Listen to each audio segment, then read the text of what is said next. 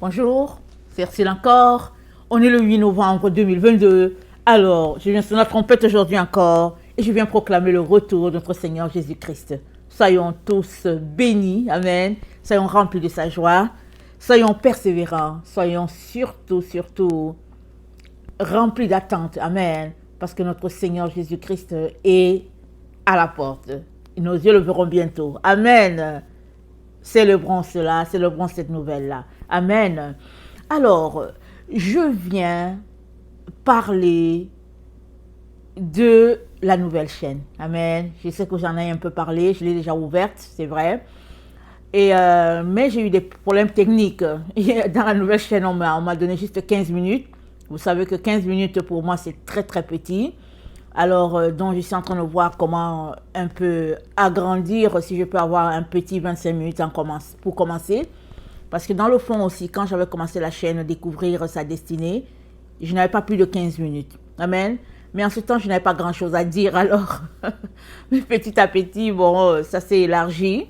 Amen.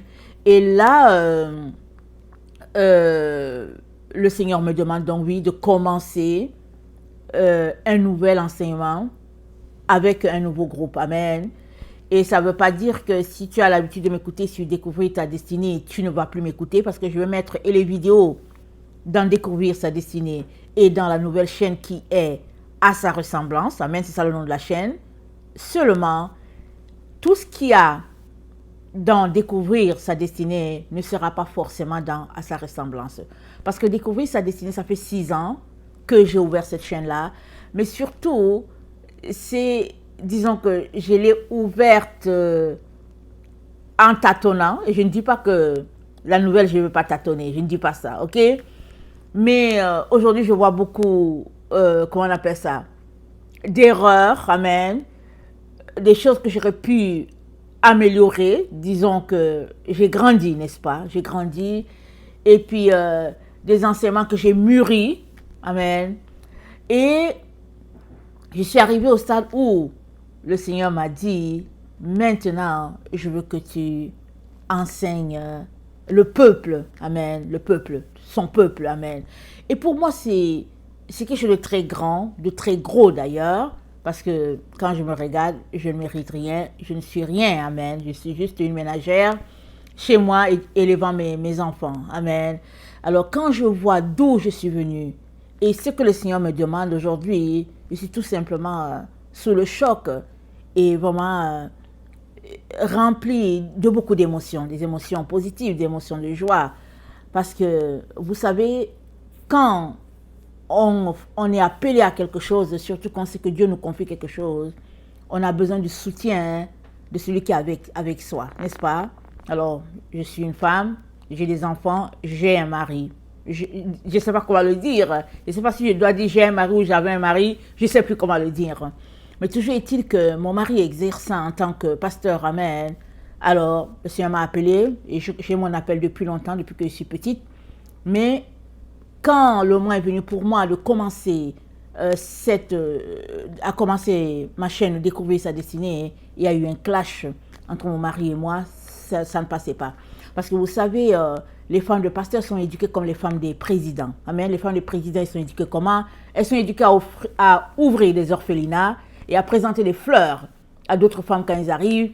Et bien, quand il y a une association, elles sont là, elles doivent avoir des gants blancs, elles portent des gants blancs, elles doivent être bien habillées, et puis elles ont le sourire, elles offrent des fleurs, elles s'asseyent. C'est à ça que sont éduquées les femmes des présidents.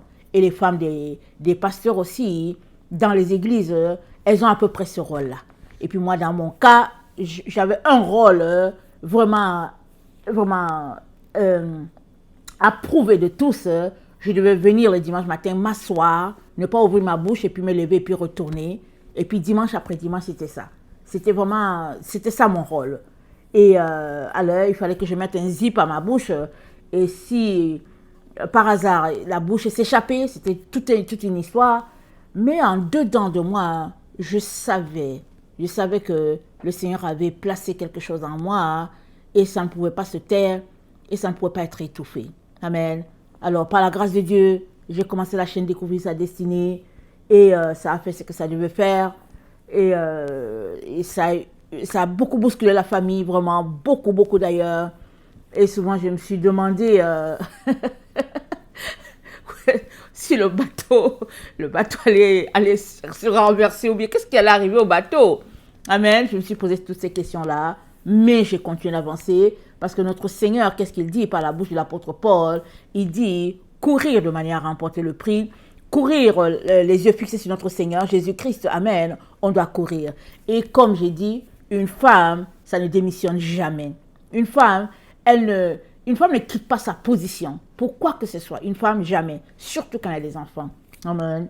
Et puis, une servante de Dieu, encore moins. Et si bien que, finalement, j'ai tout simplement foncé. Je suis arrivé à ce stade-là où, à ma grande surprise, amen, le Seigneur m'a parlé. C'est comme ça qu'il m'a dit de donner le message que tous ses enfants ont été marqués de son sceau. Il m'a dit, dis ça. Elle va donner ce message-là. Tous mes enfants sur toute la terre ont été marqués déjà de mon sceau. Amen. Ça, c'est le message. Il m'a dit, et s'ils sont marqués, ils savent ce qu'ils doivent faire. Mes enfants doivent répandre la parole de Dieu. Amen. Et ça dépend à quel moment ils vont rentrer à la maison, mais ceux qui sont marqués vont rentrer à la maison. Amen. Et après ce message-là, il m'a donné d'autres messages. Et puis après, finalement, il m'a dit, j'aimerais que tu répandes, amen, la vraie doctrine. Amen. J'aimerais que tu la répandes. Alors, si vous écoutez souvent mes vidéos, vous allez savoir que j'ai écrit le document. Amen. Et là encore, c'est le Seigneur qui m'a amené à l'écrire. Parce que dans le tâtonnement, amen, j'ai cherché le Seigneur. Je l'ai cherché. Amen. Évidemment, j'avais le Seigneur quand j'étais petite. Étant bébé, j'avais déjà mon Jésus. Amen, comme on le dit. Mais à 4 ans ou 5 ans, j'avais donné ma vie encore au Seigneur. Mais à 15 ans, je m'étais mise à chercher vraiment. Je lisais ma Bible tout le temps. Et puis finalement, c'est quand j'ai quitté mes parents que je suis venue au Canada pour pouvoir poursuivre mes études. Là, dans ma chambre universitaire, j'avais mes 4 murs. Et puis, je ne savais même pas pourquoi j'étais là. Parce que, comme je dis souvent, le pays des Blancs, ça ne m'a jamais intéressée. Et puis, j'ai toujours demandé au Seigneur, mais Seigneur, quelle est la raison pour laquelle tu m'as fait quitter mon pays pour m'amener ici? Je ne sais pas pourquoi. Alors, mais je posais cette question. Mais finalement, je me suis arrêtée pour me dire, certainement, il doit avoir un but de m'avoir envoyé ici parce que ça ne m'intéresse pas ce pays-ci. Ni aucun autre pays. Amen. Moi, je suis le genre, j'aime être dans mon petit coin, dans mon petit boucarou, ma petite maison, je suis tranquille. Et puis, j'ai mes histoires, j'ai mes pinceaux, ma peinture, mes écritures, mes cahiers. Et puis, j'écris, je fais mes poèmes, j'écris. Ça, c'est ce que je suis. Et puis, c'est tout. C'est juste ce qui m'intéresse. Alors, en recherchant le Seigneur donc, amen, il m'a dirigé petit à petit, il m'a montré l'homme que je devais épouser petit à petit. Et puis bon, finalement, je suis arrivée à un moment où j'étais toujours en confrontation avec mes maternités, parce que vous savez qu'en Occident, à un moment donné, c'est le médecin qui va t'offrir une méthode contraceptive, c'est quelqu'un, ou bien c'est les yeux qui vont te parler. Dans les yeux des autres me parlaient beaucoup. Surtout quand je sortais avec mes enfants, tout le monde regardait pour dire, bon, voilà. Donc tout ça, c'était pas évident. Amen. Et c'est dans ça, quand j'étais enceinte de mon 5e, c'est dans ça que j'ai été visitée par la Vierge Marie, le Seigneur Jésus-Christ. Les deux étaient là. Amen. Et après, j'ai eu plusieurs autres visites. Amen. Et puis la Vierge Marie, elle m'a dit, enlève les écailles de tes yeux. C'est comme ça qu'elle m'a dit. Elle m'a dit, enlève les écailles de tes yeux. Parce que j'étais vraiment en profonde, je ne veux pas dire dépression, en profond questionnement. Et quand elle m'a dit ça, je ne sais pas si elle m'a dit ça avant que je rencontre mon médecin ou bien après. Je ne me rappelle plus. Il faudrait que je retrouve ce calepin-là. Mais toujours est-il que je suis allée voir mon médecin, ok? Je suis allée voir mon médecin. Et puis j'étais enceinte de mon 5e. J'ai dit à mon médecin, vous savez quoi, monsieur? Je suis fatiguée, je suis tellement épuisée que j'étais dégoûtée dans le fond, ok? Vous savez ce que le médecin m'a dit? Il m'a dit, Ursule, ne fais pas ce que les autres font. C'est comme ça qu'il m'a répondu. Il n'était pas chrétien, mais je ne sais pas quelle était sa relation. Il m'a dit, ne fais pas ce que les autres font. Il dit, ça fait quoi même si tu fais 10 enfants? Il m'a dit, mais tu es jeune. Et il m'a dit, parce qu'il était obstétricien. Donc tous les jeudis, il opérait les femmes, afin d'attacher, de les ligaturer, toutes sortes d'histoires. Il m'a dit, si je te dis tout ce qui se passe, et si je te donne toutes les conséquences de tout ce qu'il y a, il dit, Ursule, c'est pas grave. Il dit, entre accoucher les enfants Et puis, elle est bloquée. Il dit, je te conseille de continuer à coucher. C'est ça qu'il lui a dit. Alors, j'étais sous le choc de savoir que quelqu'un qui n'a pas le Seigneur, c'est lui qui m'a parlé. Parce que tous les autres qui étaient autour de moi, qui étaient supposés être des chrétiens, ils me jugeaient d'une manière ou d'une autre. Ou bien ils se moquaient de moi. Toutes sortes d'histoires. Il y avait toutes sortes d'histoires me concernant. Amen. Mais j'ai tout fait. J'ai tout fait, j'ai tout fait. Et puis, finalement, quand je suis arrivée, amen, à mon 8e, le Seigneur m'a dit, ah, c'est fini. J'ai dit, hein? Comment est-ce possible? Amen. Mais j'étais déjà dans, j'étais déjà dans l'engrenage. Donc, j'étais étonnée que le Seigneur me dise que c'est fini. Je me suis dit, ok, si c'est fini, on va voir bien. On va voir si c'est fini ou pas. Parce que ça peut être fini. Parce qu'on on a atteint la ménopause, mais je n'avais pas atteint la ménopause, ok? Alors, ce qui fait que, bon, je peux constater que c'est fini. Amen. Alors, dans tous ces combats-là, où je me suis retrouvée, amen, le Seigneur est en train de me préparer. Amen. Mais j'étais loin d'imaginer le combat le plus intense, c'était celui au niveau de mon couple, n'est-ce pas? Mais ce que j'ai appris, c'est que avant que Dieu te confie quelque chose, tu vas passer par une période de test. D'épreuve en épreuve, tu auras des tests. Parce que il veut savoir si vraiment tu vas tenir avec la chose là qu'il te donne en main. Amen.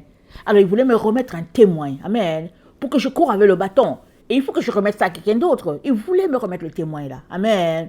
Et me voici là. Alors vraiment, d'épreuve en épreuve. Et la plus difficile c'était celle-là dans ma vie de couple. Hein. Amen. Pas facile. Surtout que, vous savez, un couple, ils ont des amis, n'est-ce pas? Ils ont des amis en commun. Mais aujourd'hui, je n'ai plus d'amis en commun parce que, bon voilà, je suis tout simplement là, dans mon coin, avec mes enfants. Parce que, bon, finalement, la femme de pasteur ne doit pas faire ceci, elle ne doit pas faire cela, elle ne doit pas faire ceci, elle ne doit pas faire cela. Et puis, finalement, on va prendre les écrits de Paul, les gens vont on appelle ça, le développer à leur guise. Ils ont dit que la femme ne doit pas parler, toutes sortes d'histoires. Et puis, finalement, plusieurs femmes sont là, avec la mission de Dieu dans le ventre. Elles ne font rien. Amen. Mais je bénis le Seigneur, qui a eu pitié de moi, parce que malgré tout ce que je vivais, je disais, moi je vais aller jusqu'au bout. Je vais aller jusqu'au bout. Je vais foncer. Mes parents m'ont éduqué. Ils nous ont éduqué, nous, à foncer. Ils ont éduqué leurs enfants à foncer. Tu ne restes pas là. Peu importe, tu dois aller jusqu'au bout parce qu'il faut finir ce que tu as commencé. Alors, mes parents nous ont éduqués à être des fonceurs. Je suis venue dans la maison de Dieu, ils sont des fonceurs. Le Seigneur Jésus-Christ, quand tu acquiers son esprit, c'est un fonceur. Alors, quand tu as son appel, tu cours avec l'appel, tu ne laisses pas ça en coup de route pour dire que, écoute, c'est compliqué. Finalement, ça a donné ce que ça a donné. Et là où le Seigneur nous a fait du bien, mes enfants et moi, c'est qu'il nous a appris à nous dépouiller des biens de la terre. Amen. Il nous a appris à nous dépouiller. Il nous a appris à nous concentrer juste sur le plus important. Amen. Alors que l'ennemi veut nous envoyer sur un autre terrain, c'est juste de nous concentrer. Et puis, j'avais l'habitude de dire à mes enfants, je leur fais toujours la main pour dire, il ne faut pas parler, il faut juste regarder, il faut juste écouter. Alors, clopin, en train d'endiner par-ci, par-là, et puis bon, le Seigneur, amen, dans sa grâce, permet tout simplement que je puisse continuer, amen, à apporter les enseignements, et puis me concentrant sur ce que j'ai appris dans mon combat, amen. Et c'est dans ça que j'ai découvert la vraie doctrine. Pas parce que je la connaissais pas au fait. Et dans mes enseignements, je pense que c'est en 2018 que j'avais fait un rêve. Et puis dans ce rêve-là, j'étais dans ma voiture avec les enfants. J'étais dans la vanne, j'avais tous les enfants avec moi. Et puis on était en train de rouler sur l'autoroute. Et là, il y avait un grand bus qui passait sur l'autoroute. Le bus était blanc. Okay? Il était blanc et puis c'était un bus rempli des évangéliques. Et ils allaient à une convention, ils chantaient dans la voiture. Et puis bon, vraiment, c'était animé là-bas dedans et tout. Mais ce gros bus blanc-là, sur l'autoroute, il serpentait. Il roulait comme un serpent, là. Il roulait, il serpentait et tout. À un moment donné, hein, quand je conduisais, mais je me suis rendu compte que le bus était en train de foncer sur moi. Ce gros bus là était en train de foncer sur moi.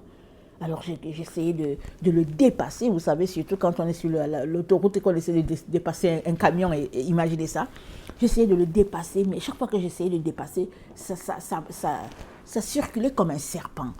Et puis finalement, Dieu merci, il n'est pas tombé sur moi. J'ai eu le temps de sortir du rêve à temps. Alors là, je sors et puis je dis, Seigneur, mais c'est quoi ces rêves-là? Et il me dit, le serpent est dans l'église. J'ai dit, quoi? Le serpent est dans l'église. Il dit que oui, mais le serpent est dans l'église de Jésus. J'ai dit, mais comment?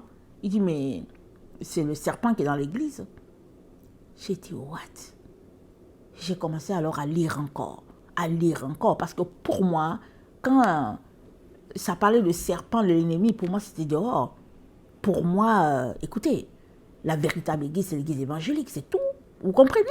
C'est comme, voilà, c'est comme le groupe, la branche, les gens qui connaissent, là, les protestants, disons, les protestants, ils ont protesté, et puis bon, voilà. Dans mes recherches, le Seigneur m'a montré que c'était le contraire. Le Seigneur m'a montré que, non, ça c'est les apostates. Voilà, le groupe des apostates, les rebelles, les voilà. J'ai dit, what? Alors, de recherche en recherche, finalement, je vous ai parlé comment je suis tombée sur les séphiros, comment je suis tombée sur les lettres hébraïques, et en même temps, je continuais toujours. Hein. Quand je tombais dessus, j'ajoutais à ce que j'avais déjà. Mon temps de méditation, j'ajoutais à mes prières, j'ajoutais tout ce que je trouve là, j'ajoute seulement. Je me mets à observer et puis j'ajoute. Parce que j'avais besoin de lumière. Je cherchais à la recherche de la lumière. Et finalement, le Seigneur me conduit sur sa doctrine. Parce que je lisais beaucoup 1 Corinthiens 3, le verset, je pense, à partir du verset 10, jusqu'au verset 14, où Paul dit, si on ne bâtit pas sur le fondement, voilà, c'est que, bon, on est tout simplement à côté. Alors je me suis dit, mais de quoi il parle? C'est quoi le fondement? C'est quoi le fondement? Alors je me suis mise à fouiller, je regardais dans la Bible, je ne voyais pas, je me suis dit, il y a ça quelque part, à quelque part. Amen. Et par la grâce de Dieu, amen, finalement, le Seigneur m'a fait tomber là-dessus. Et je me suis mise à observer. J'ai justement dit, ah ok, bon, si ça existe, pourquoi pas? Et surtout, j'étais émerveillée, parce qu'on nous a élevés à ne pas avoir de contact avec les anges. Et j'étais étonnée du fait que les anges, c'était important devant notre Dieu. Amen.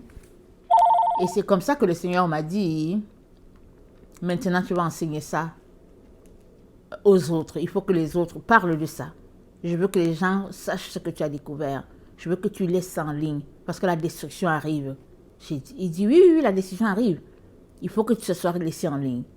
Comme ça, au moins, bon, les gens vont savoir c'est de quoi il est question et tout. Bon, je me suis débattue comme j'ai pu. Il m'a donné un deadline. Et puis je me suis débattue, voilà. Et puis donc ça donne ce que ça donne. Mais maintenant c'est une chose au fait de l'avoir écrit. Hein, et puis même je n'ai pas fini de répandre cela. Amen. C'est une chose de l'avoir écrit, mais c'est une autre de la pratiquer. Amen.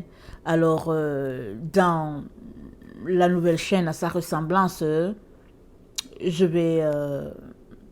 on va souvent pratiquer la nouvelle doctrine jusqu'à un certain niveau. Amen. Alors, à chaque vidéo, il y aura 3 parties, A, B et C. Et pour que on puisse être imprégné, amen, de comment entrer dans la présence de Dieu et puis comment observer cela. Amen. C'est-à-dire qu'un bon culte personnel, qu'est-ce que cela requiert? Amen. Alors, vous savez que une personne peut faire un culte de 30 minutes et elle sera satisfaite, une personne. Une autre, pour qu'elle soit satisfaite, le culte sera peut-être de 3 heures. Donc ça dépend de tout ce que nous sommes appelés à faire. Ça dépend de notre maturité aussi. Ça dépend de tout ce que nous avons comme travail à faire. Et puis, donc, ici, dans le cadre de cette nouvelle chaîne, comme c'est le début, je vais tout faire pour me limiter peut-être à 20-25 minutes pour ne pas déborder, parce qu'il y a quand même des jeunes qui seront là à la recherche de Dieu, je veux dire des nouvelles personnes à la recherche. Mais après, on va, on va augmenter le nombre de minutes, bien sûr, parce que ce n'est pas parce que je vais augmenter ou pas, c'est tout simplement que ça va arriver que il y aura des vidéos qui seront plus longues. Mais pour le moment, pour le début, on va y aller mollo mollo, comme on dit. Et Paul nous a dit ceci dans Éphésiens 2, le verset 19 à 22. Je vais répéter ça. Parce que généralement, si vous m'écoutez depuis quelques années, vous savez que je parle beaucoup du fondement de la doctrine de Christ. Et le Seigneur, dans sa grâce, me permet donc d'apporter cela. Et je veux préciser que je ne me sens pas, je ne me dis pas égal à Paul ou qui que ce soit. Hein, je ne dis pas ça. Je dis seulement que le Seigneur m'a fait confiance et puis je lui rends grâce pour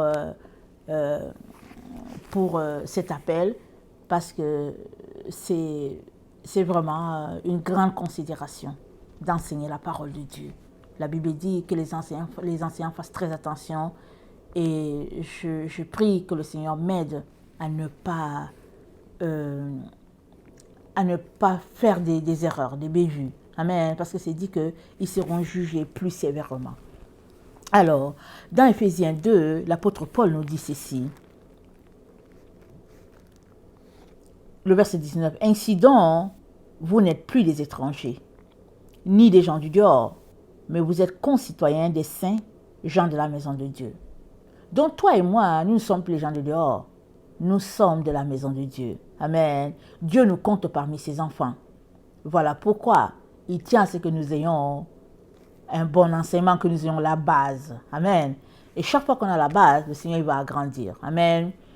Alors, il dit, vous avez été édifiés sur le fondement des apôtres et des prophètes, Jésus-Christ lui-même étant la pierre angulaire.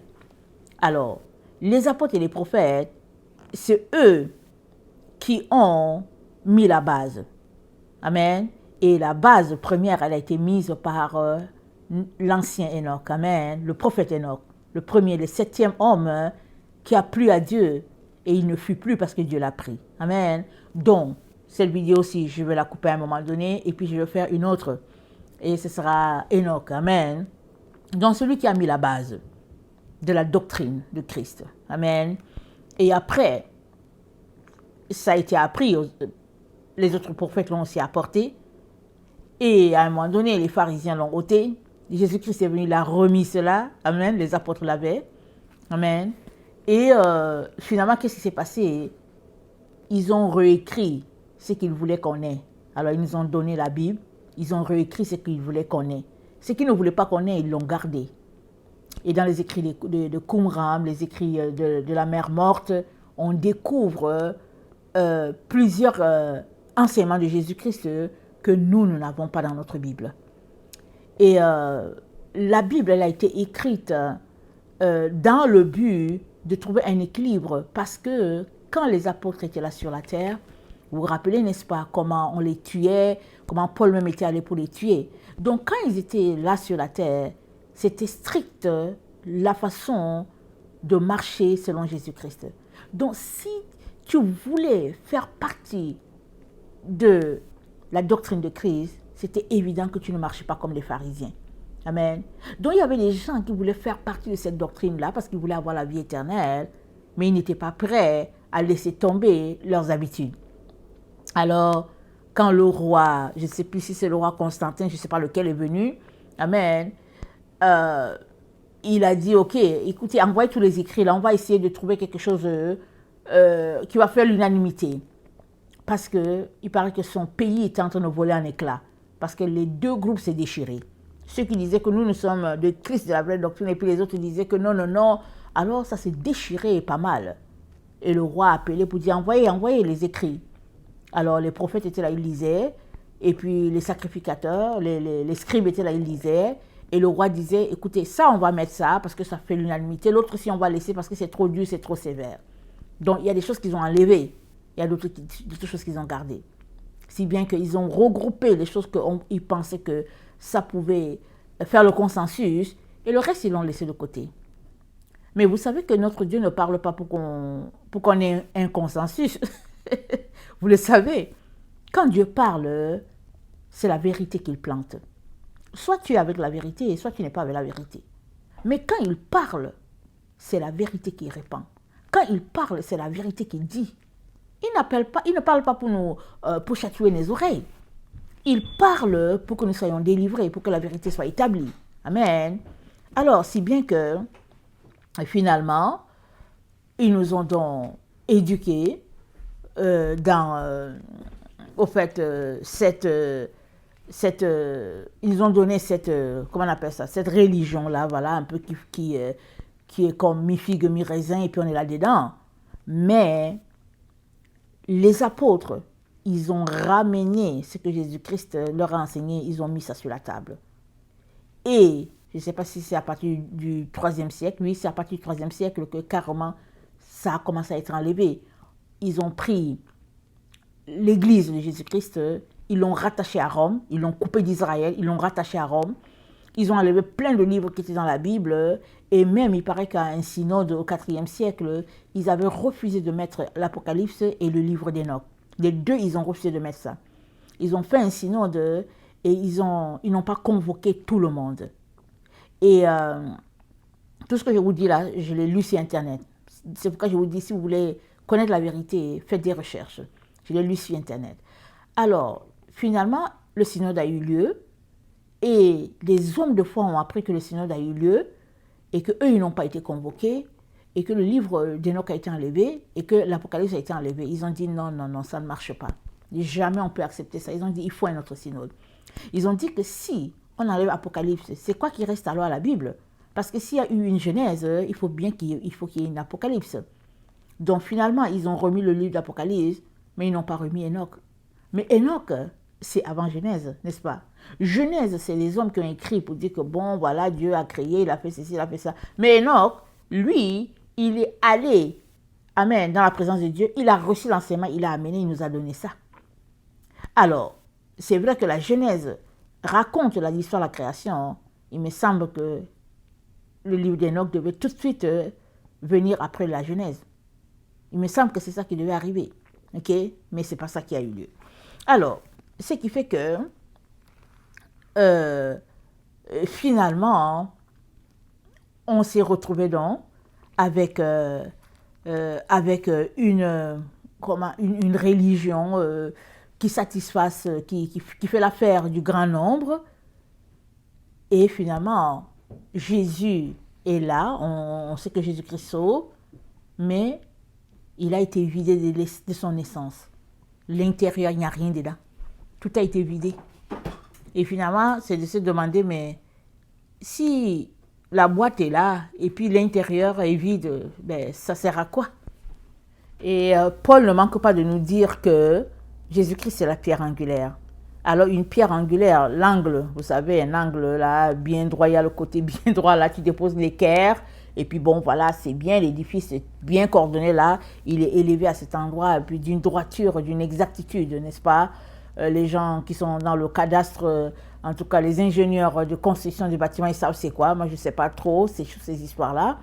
Mais toujours est-il qu'on ne peut pas contourner Jésus.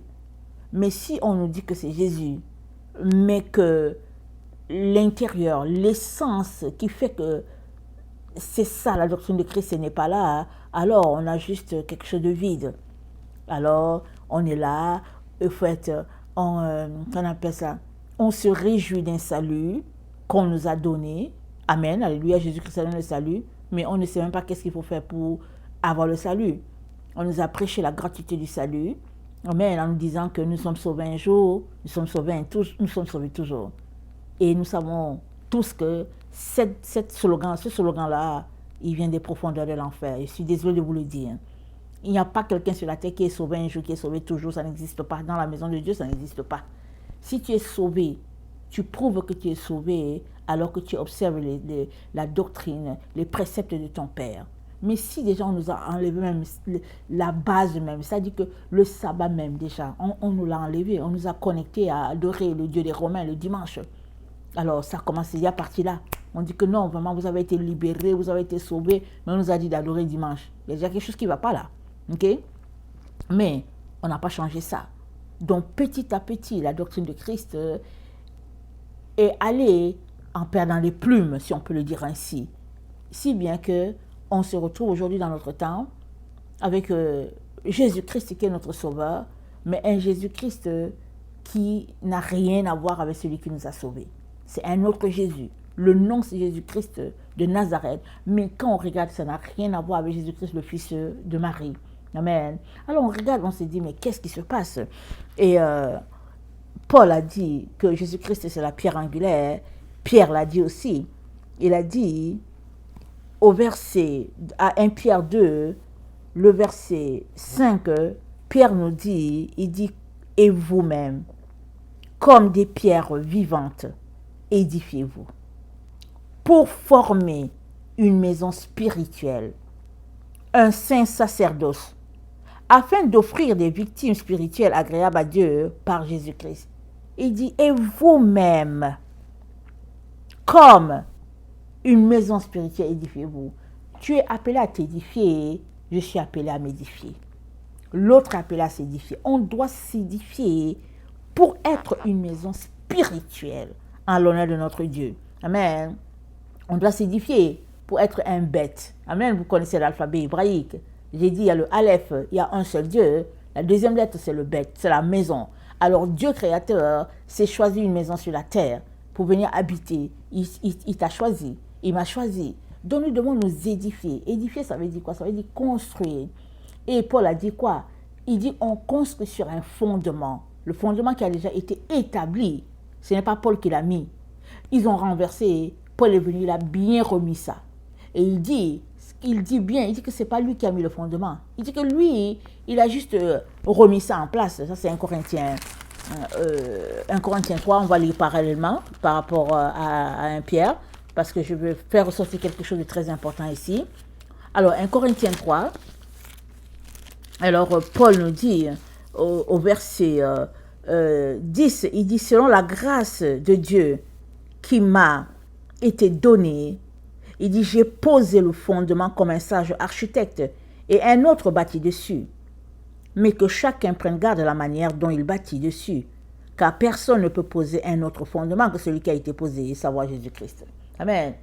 Donc, on nous dit que c'est Jésus-Christ, mais c'est un autre fondement qui a été posé. Parce que le Jésus-Christ qui nous est présenté dans notre siècle, nous sommes 19e, 20e, 21e siècle, ce n'est pas le même Jésus qui est mort sur la croix là-bas, c'est un autre. Mais on nous fait croire que c'est le même. Ce qui fait qu'on adore une personne qui n'existe pas dans nos églises. Et non, il n'existe pas. Ce Jésus-là que nous avons, ce n'est pas celui-là qui est mort pour nous. Mais, qui le sait? C'est la personne qui cherche devant Dieu. C'est la personne qui est à la recherche de Dieu, qui va savoir qu'il y a quelque chose qui ne va pas.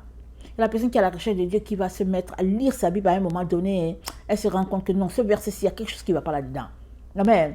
Il n'y a qu'une telle personne à qui Dieu révèle les choses cachées. Pourquoi? Parce qu'il a dit, ne jetez pas vos choses saintes au pourceau. Amen. Donc avant que Jésus-Christ te confie quelque chose de sûr et certain, il veut s'assurer que tu es une brebis.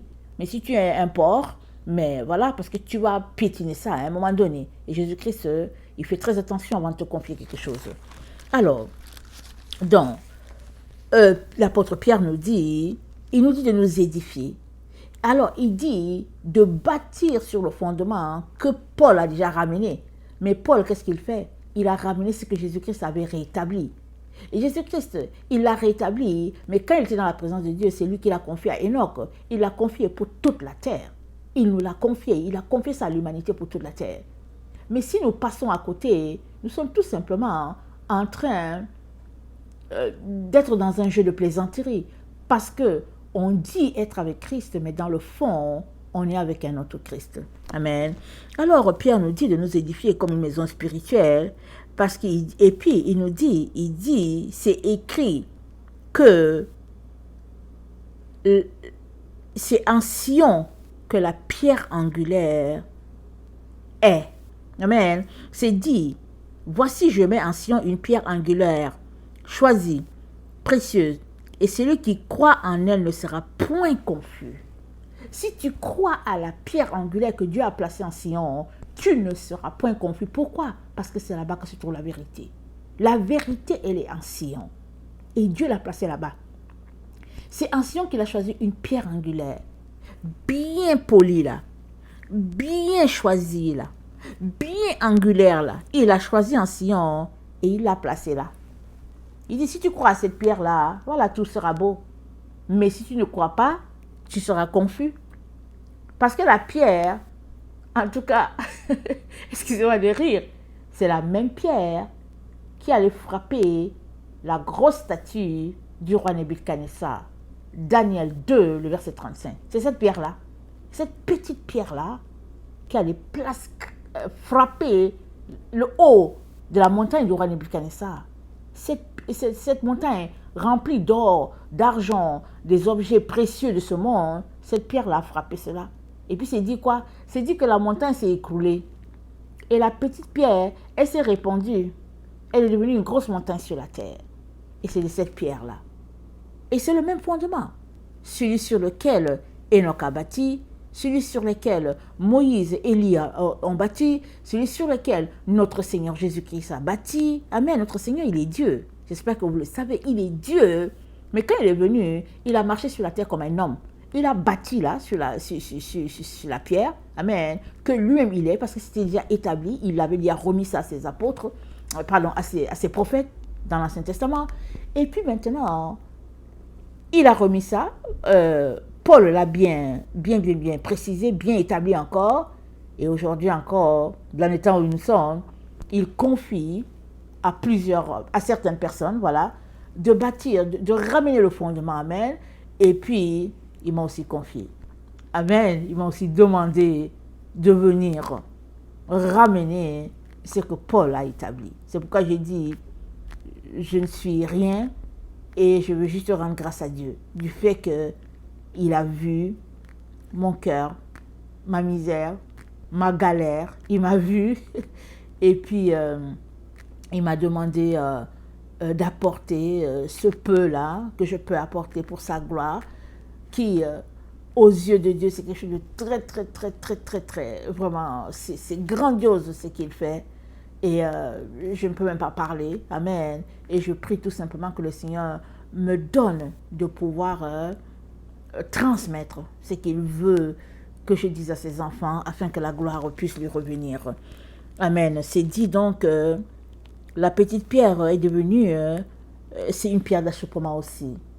Ceux qui y croient, c'est une bénédiction, et ceux qui n'y croient pas, c'est une pierre d'achoppement. Amen. Et si nous retournons à notre texte de celui que j'ai donné au début, d'Éphésiens 2,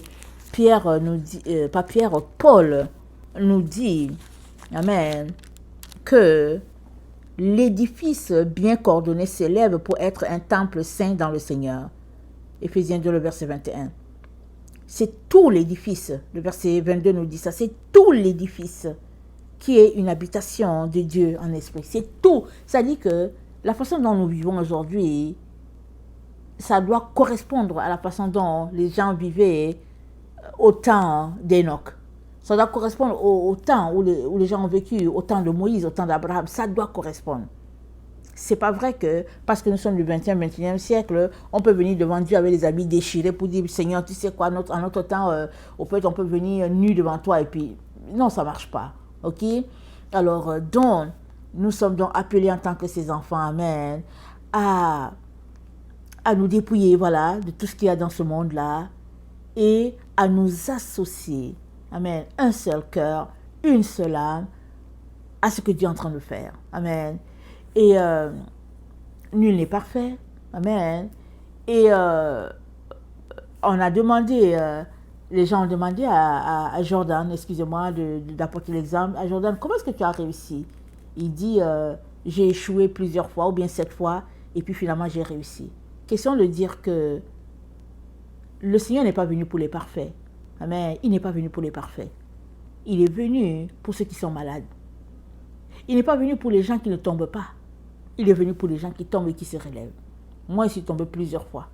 Mais en tout cas, je me relève et je me remets à courir. Et c'est les gens comme ça qui arrivent devant le trône.